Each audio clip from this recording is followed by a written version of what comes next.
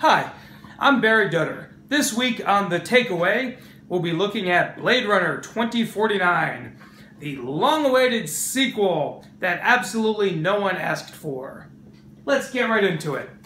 I'm gonna put some spoilers here. A little spoiler alert, I will be discussing important plot points from the film. If you have not seen Blade Runner 2049 yet, go see it right now and then come back and watch this video later. Let's get right into it.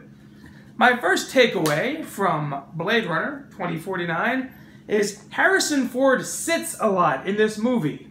I don't think I've ever seen a beloved action hero sit so much in one movie. Don't believe me? Go back and watch it again. You'll be surprised how much time Harrison Ford spends sitting. Doesn't matter whether he's being interrogated by the evil corporation or even during the climactic fight scene when Ryan Gosling is fighting the evil female replicant, Harrison Ford remains handcuffed to a chair. I kept waiting for them to put in a scene where he says, "Don't make me get up from this chair. I swear to God, if I have to get up, we're gonna have a problem." But unfortunately, he never says that. It's a little off-putting seeing the former, well, and future, I guess, Indiana Jones and the legendary Han Solo and the president from Air Force One and the fugitive himself to spend so much of a movie sitting. But I guess that's a little nod to his age. He is getting older, can't handle the action sequences like he used to. Oh well, it happens. My next takeaway from this film, Sean Young really got the short end of the stick this time around, didn't she? She's only in the movie for like a minute.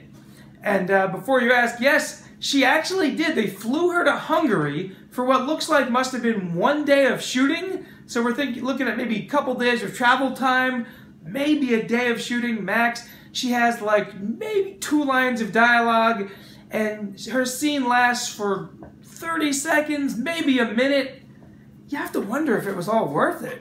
I mean, I get it, she was going to go around bad-mouthing the movie if they didn't put her in it, but still, it seems like an awful long way to travel for one day of work.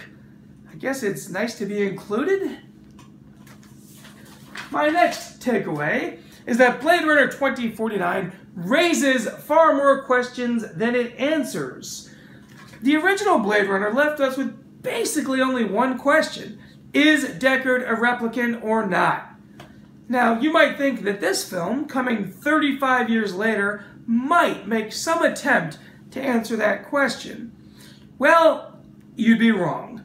Sure, they dance around it a little bit, they touch on it briefly, but they absolutely do not provide any conclusive answer one way or the other as to whether or not Harrison Ford is a replicant. In fact, they just leave that thread dangling once again. Now, I'm going to tell you my theory as to why Harrison Ford or Mr. Deckard could not be a replicant. Because the main characteristic of a replicant is that they have superhuman strength. That's the reason why they are built in the first place. So they can use their super strength to handle those jobs that we don't want to do anymore. Now, at no time in either of the two films does does Deckard exhibit any superhuman strength. He gets his ass kicked every single time he fights another replicant, and if he was super strong, he could easily bust out of those handcuffs during that climactic fight scene. Hence, I propose that Harrison Ford or Deckard is not a replicant. Final answer. Of course, the film does raise many more questions, such as, excuse me for one second. Number one question, why did they bring Rachel back? That didn't seem to make a lot of sense. Were they hoping Harrison Ford would see her and want to mate with her again? If so, why did they get her eye color wrong? Why did they get every single detail about Rachel perfectly right? She looked as young and beautiful as she looked in the original film. Why would they get the eye color wrong? Were they hoping her and Harrison Ford would get together and make new baby replicants? Is a human able to mate with a replicant? Are two replicants able to mate? Lots of questions, none of which are answered. guess you'll have to wait till the next installment. Maybe that'll come 35 years from now. My next takeaway from Blade Runner 2049. There is so much rain in LA in 2049 that nobody would ever want to live there. Look, I live in Los Angeles right now, and the only thing LA has going for it is that the sun shines pretty much 365 days a year. Sure, we might get 1 or 2 light rainstorms here and there, but you're basically looking at sunshine every time you look out the window. Now, Los Angeles has high taxes, the rents are sky high, traffic is a nightmare. There's so many bad things about LA. If it rained that much, nobody would ever want to live here.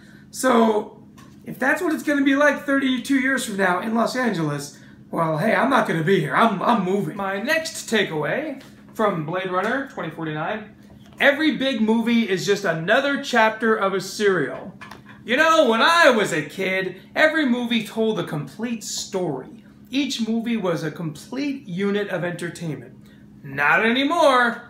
It doesn't matter whether you're watching a Star Wars movie, or a Marvel or DC movie, or an Aliens/Prometheus movie, or a Transformers movie, or even a Fast and Furious movie.